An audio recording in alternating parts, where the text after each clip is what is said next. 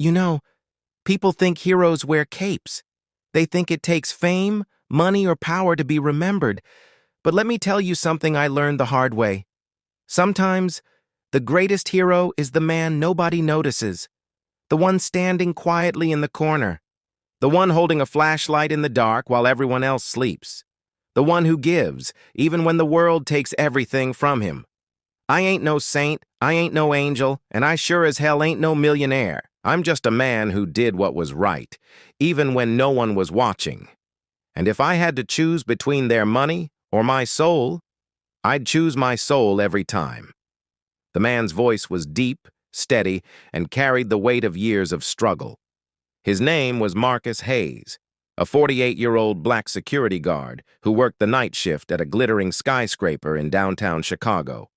His uniform was clean but worn, his boots shined though scuffed at the edges. He was a man who had lived more life than he let on, with scars, both seen and unseen, that told the story of battles no one applauded. The lobby was quiet that night. The marble floors gleamed under dim lights, the glass doors reflected the empty street outside, and the only sound was the distant hum of the city that never truly slept. Marcus sat at his post, sipping lukewarm coffee, flipping through an old notebook where he sometimes scribbled thoughts he couldn't say out loud. "Mr. Hayes, you ever think about quitting?" asked James, a younger security guard barely in his 20s, fresh-faced and restless, sitting across from him. Marcus chuckled, his laugh more of a sigh than joy. "Son, I think about quitting every damn night. But then I remember, bills don't quit, life don't quit. My mama didn't raise me to run when things get hard, so here I am. Clock in, clock out, keep people safe. That's the job." James tilted his head. "But it's not just a job for you, is it? I mean, I see the way you talk to people, the janitors, the cleaners, even the delivery guys. You don't treat anyone like they're invisible." Marcus's eyes softened, and for a moment his mind drifted far away.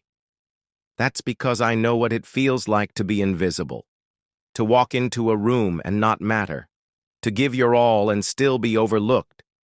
So if I can make just one person feel seen in this cold world, then maybe my life's worth something." James went quiet. He didn't have a response, not yet.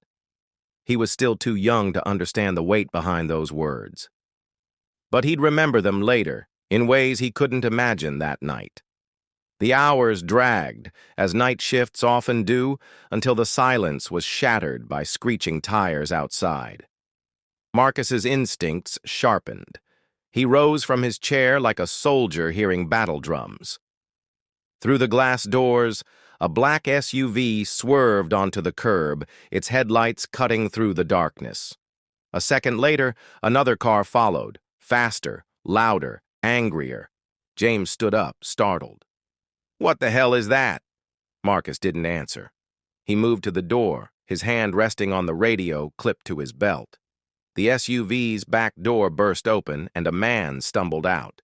He wore a tailored suit, his tie undone, fear etched across his face. His hair was silver, his jaw sharp, his eyes frantic. It was billionaire Richard Sterling, the man who owned the very building Marcus guarded. Behind him, masked men leapt from the pursuing car. They weren't there to talk. They carried weapons, their movements precise, their intent clear. Richard shouted desperately, "Help! Somebody help me!" His voice cracked, not the voice of a billionaire now, but just a man, vulnerable and terrified. Without hesitation, Marcus stepped forward. James froze, panic overtaking him, but Marcus's steps were steady, firm, unyielding. He pushed Richard behind him with one arm, his body forming a human shield. "Get inside," Marcus barked, but Richard stammered, "Now." Marcus's tone left no room for argument. The billionaire stumbled back into the lobby as the masked men charged forward. Marcus's pulse pounded, but his eyes didn't waver. He wasn't trained for this, not in the way soldiers were. But life had hardened him, sharpened him. Every scar, every hardship had built a man who refused to bow. The first attacker swung a metal pipe. Marcus ducked, his reflexes honed from years of watching, observing, waiting. He drove his shoulder into the man's stomach, knocking him back. The second raised a gun. Marcus grabbed his wrist, twisting with all his strength until the weapon clattered to the floor. "James!" Marcus shouted. "Call the cops now!" James's hands shook as he fumbled with the radio, his voice cracking as he screamed for backup. The lobby erupted into chaos. Glass shattered, fists flew, grunts echoed through the marble chamber. Marcus fought with the desperation of a man who had nothing to lose but his integrity. He wasn't fighting for money. He wasn't fighting for glory. He was fighting because it was right, because someone needed him. Richard cowered in the corner, his heart hammering in his chest as he watched the impossible unfold. He had built empires, controlled markets, bent entire industries to his will. Yet in this moment, his billions meant nothing. His life hung in the balance, and it was being guarded by a man he'd never even truly noticed. Marcus slammed one attacker into the glass wall, his voice a growl of defiance. "Not tonight. Not on my watch." The sound of sirens began to cut through the air. The attackers, realizing time was running out, fled into the night, leaving behind broken glass and heavy breaths. Marcus stood there, chest heaving, sweat rolling down his brow, his knuckles raw but his spirit unshaken. Richard Sterling approached him slowly, his voice trembling. You saved my life." Marcus glanced at him, his eyes steady. "That's the job." Richard swallowed, his voice breaking. "No, that was more than a job. You didn't just protect me. You stood between me and death." Marcus said nothing. He simply bent down, picked up his coffee cup from the desk, and took a slow sip as if nothing had happened. But his silence spoke louder than words. And in that silence, Richard Sterling realized something he had never known before. That sometimes the richest man in the room wasn't the one with the most money, but the one with the most courage. Morning light spilled across the skyline of Chicago, painting the glass towers in gold. For most people, it was just another day. But for Marcus Hayes, it was the beginning of something he could never have predicted. The lobby of Sterling Tower was quieter than usual. Word had spread about the attack the night before, but no one spoke of it openly. The janitors whispered, the receptionists typed nervously, and the security team replayed the chaos in their heads. Marcus, however, sat in his chair like always, sipping his black coffee, his face unreadable. "Mr. Hayes," James said carefully, his voice still carrying the awe of last night. You fought off 3 men with weapons. I mean, you saved a billionaire. Do you even realize what you did?" Marcus gave a small, tired smile. "I realize I did my job. Nothing more, nothing less." "But you could have been killed," James pressed. "Why didn't you wait for backup? Why didn't you run?" Marcus's gaze drifted to the glass doors, where the city moved in its endless rhythm. "Because if I had run, that man would be dead. And son, if life ever puts you in a place where you can save someone and you walk away instead, you'll carry that weight forever. Money can't buy peace of mind. Doing what's right? That's the only thing that lets you sleep at night." James went quiet, humbled by the words. The sound of polished shoes clicking on marble broke the silence. Richard Sterling entered the lobby, surrounded by assistants and bodyguards. He looked like a man restored, his suit pressed, his silver hair slicked back, his expression controlled. Yet when his eyes landed on Marcus, something shifted. "Mr. Hayes," Richard said, his voice low but deliberate. "May I have a word with you?" Marcus stood, nodding respectfully. "Of course, sir." Richard gestured toward a private lounge at the edge of the lobby.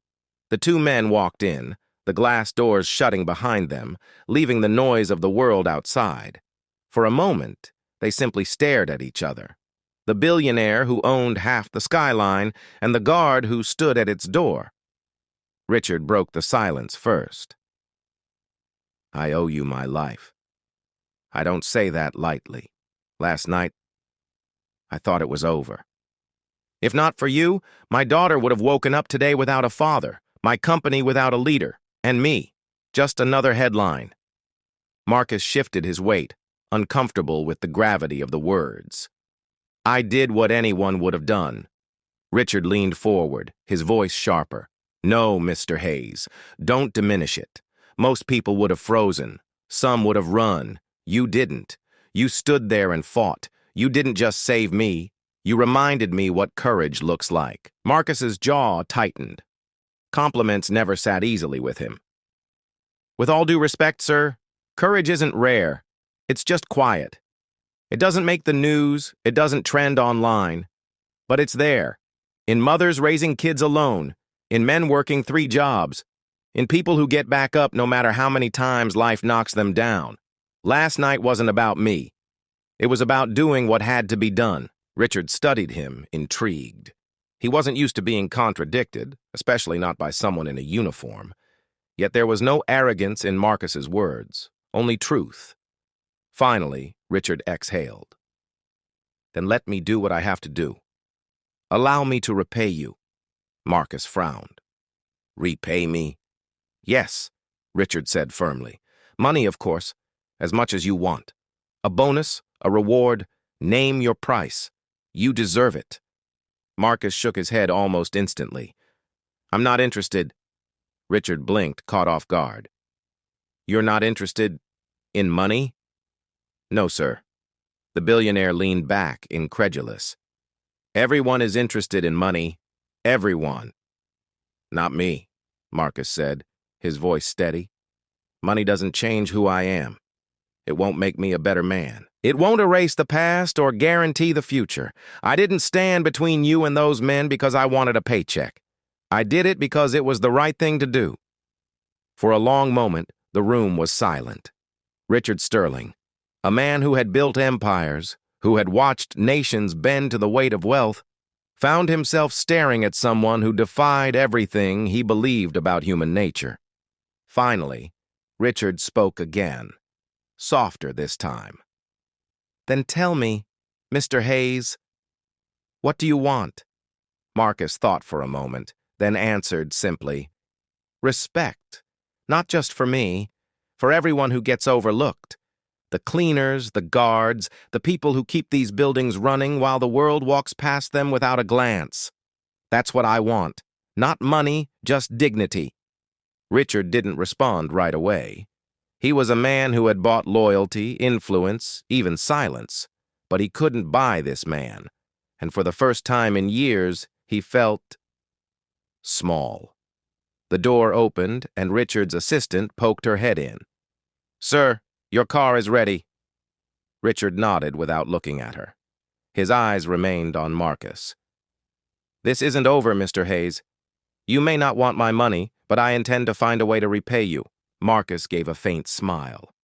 That's your choice, sir. Mine was already made. Richard left, his polished shoes echoing on marble once again. Marcus sat back down at his post, sipping his coffee like nothing had happened. But deep down, he knew life was about to change, not because of what he wanted, but because of what he refused. That evening, when Marcus clocked out, he walked through the neighborhood where he lived. It was a far cry from the glittering towers downtown. Cracked sidewalks, flickering streetlights, children playing basketball with a dented hoop, mothers carrying groceries in worn-out bags. Yet Marcus walked with quiet pride, greeting neighbors by name, offering a hand where needed. He didn't have riches, but he had roots. As he passed the corner store, Mrs. Alvarez waved. Marcus! I heard about what you did on the news. Dios mío, you're a hero! Marcus chuckled. I'm no hero, ma'am. Just doing my job. She shook her head. No. Heroes are the ones who do the right thing when it's hardest. Don't you forget that. Marcus smiled, but inside, a storm brewed. Because he knew the world didn't always reward the right thing. And the weight of refusing the billionaire's money was heavy. Not because he doubted himself, but because he knew people wouldn't understand. And yet, as he looked at the children laughing in the streets, he felt peace, because some things were worth more than gold. The city was alive with whispers. News outlets had already spun the story into headlines. Billionaire saved by security guard in midnight attack. But what they didn't know, the piece that made the story truly remarkable, was that the guard refused the billionaire's fortune. Marcus didn't care about the cameras or the chatter. He still showed up for his night shift the next evening. Same uniform, same scuffed boots, same coffee cup balanced on his desk. To him, nothing had changed. To the world, everything had. Richard Sterling, however, was not a man who let things rest. He arrived again, this time without his entourage. Just him. No suits, no polished performance, only a man who carried gratitude heavy on his shoulders. "Mr. Hayes," Richard said softly. Marcus looked up, unsurprised. "Evening, sir." Richard studied him carefully. "I've spent my life surrounded by men who want something from me. Investors, politicians, partners. Everyone has a price. But you—" He shook his head, almost in disbelief. "You're the only man I've ever met who can't be bought." Marcus leaned back in his chair, his face calm. "Because I already know my worth." Richard was silent, humbled again. Then he placed an envelope on the desk. "What's this?" Marcus asked. "An offer," Richard said. "Not money, an opportunity. A college fund for your daughter. I did my homework. She's 17, isn't she? Bright kid. Wants to study engineering." Marcus's jaw tightened. His daughter, Aaliyah, was the light of his life.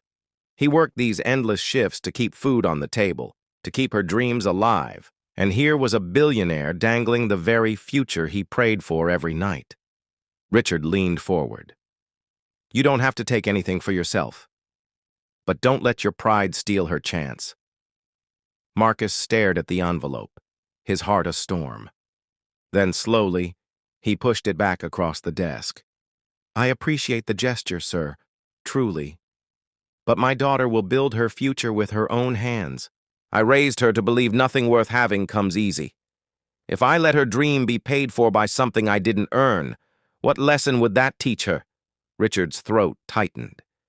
"You're incredible. Do you know that?" Marcus chuckled, shaking his head. "No, sir. Just a man trying to do right in a world that keeps trying to pull you the other way." Richard fell silent. For the first time in decades, he didn't know how to respond. His wealth, his weapon in every negotiation, was useless here. Weeks passed. The story faded from headlines, but not from Richard's heart. He began showing up at the building more often, sometimes with excuses, sometimes with none at all. He asked Marcus about his life, his childhood, his struggles. And slowly, something changed. Richard, a man who had lived in penthouses and flown in private jets, began to see the world through the eyes of a man who had nothing but his integrity. He noticed the janitor sweeping floors at midnight. He started greeting the receptionist by name. He tipped the delivery drivers himself. Small things, but things he had never noticed until Marcus pointed them out just by living the way he did.